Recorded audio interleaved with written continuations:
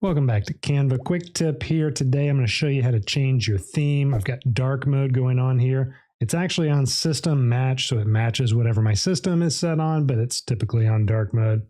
And also, if you noticed, I'm using the desktop app, and I've been using this for a while now, and I think I might like it better. Here's what the web app version looks like. I mean, everything is in essence the same. It's all in the same place. Haven't found a ton of differences, but saving is a little bit better experience, and it's just kind of this more dedicated feel for the UI. So very small differences, but that's what I'm using. The settings up here in this gear icon on the top right are in the same place on either platform. Scroll down, and here we got theme about halfway down.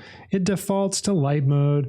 I actually did have it on dark mode, but my system is also dark mode. You can set up whichever one you want right there. And also, I've got the high color contrast turned on. The only noticeable difference is you'll see that top bar in this screen changes from the blue and purple gradient back over here to just a dark ink black.